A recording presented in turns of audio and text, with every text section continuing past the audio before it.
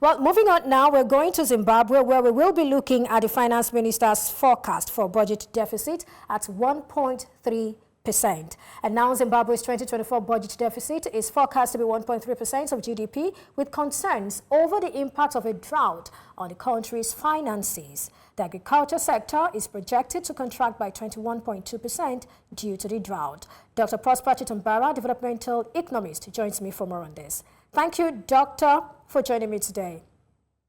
Thank you so much for having me. Well, Zimbabwe's government projects a budget deficit of 1.3%. How does this compare to previous years, and what factors contribute to this new forecast?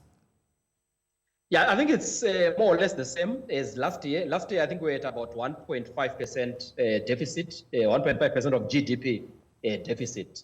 This year, obviously, we're expecting it to be higher, given the drought, and also given that commodity prices, we are a resource-dependent country.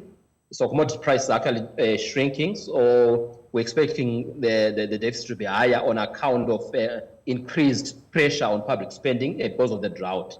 But in the midterm fiscal policy review, the Minister of Finance has not really changed the structure of public spending. So they are confident that the deficit will be around 1.3%, which is more or less the target. So they've always targeted a deficit of not more than 1.5% of GDP. Right. Again, we have a revised growth projection of 2% from 3.5% in November. What do you make of this? Yeah, I think it's in line with my expectation as well. The impact of the drought obviously has been worse than was initially anticipated.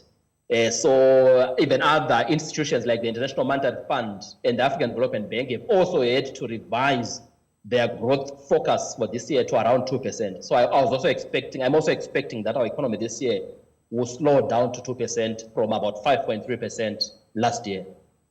Well, let's look at the main drivers of this downward revision. I know drought has a role to play, but beyond drought, are there other factors, whether they be external or even domestic? Yeah. Let's talk about there are other factors. Yes. Like the declining commodity prices. Then, of course, we're also experiencing power outages because of the drought. Our hydro electricity generation has been seriously compromised by the drought. Most of our water bodies actually have low water levels. So that has affected our capacity to generate hydroelectricity. So that has obviously affected adversely the rest of the economy. Manufacturing sector capacity utilization is also on a downward trend. So that will also contribute to the slowdown in terms of our economy. Well, Southern Africa suffers its worst drought in decades, and I would like you to talk to us about the ramifications in Zimbabwe and how that has impacted the agriculture sector and the overall economy. We also hear that even agriculture has now been, projected to contract by 21.2% against 4.9% in November. That's a huge one. How dire is the situation? Help us understand really in clear terms what exactly is happening. Yeah.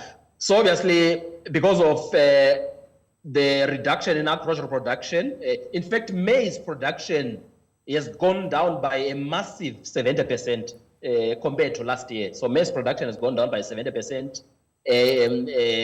But of course, we're expecting an improvement in wheat production, which should help to mitigate the adverse impact of the significant decline in maize production. So obviously it creates even inflationary pressures because the price of food will then go up when supply is actually affected.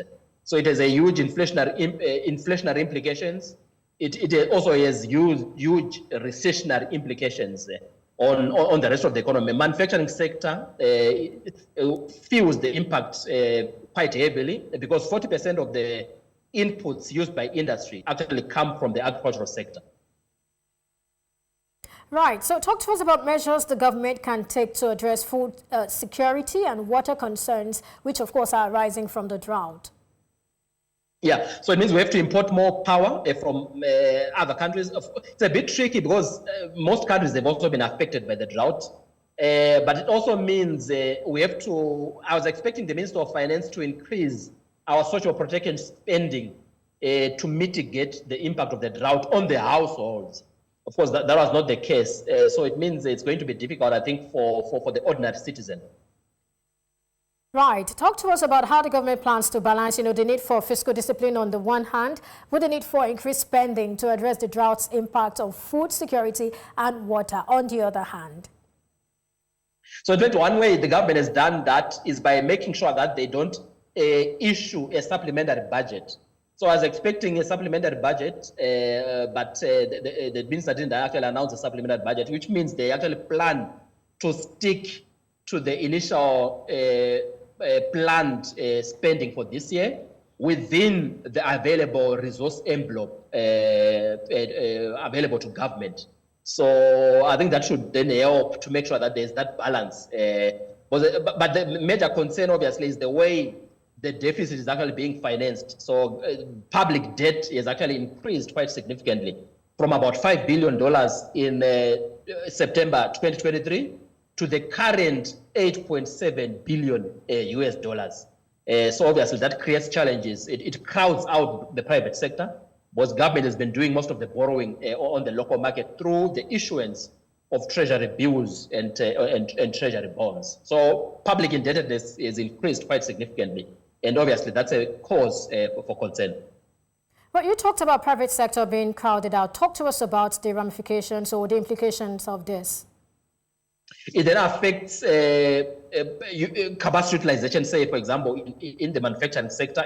It's already declining. So we're expecting a further decline in capacity utilization within the manufacturing sector for this year. So it ultimately also then weakens overall growth in the economy. Because as long as the private sector don't have access to credit and working capital, it means their capacity to grow their businesses and ultimately the capacity of the economy to grow sustainably is then seriously compromised. Dr. Prosper Chitambara, Developmental Economist, thank you so much for your time and your thoughts on the show today. Thank you so much. Right.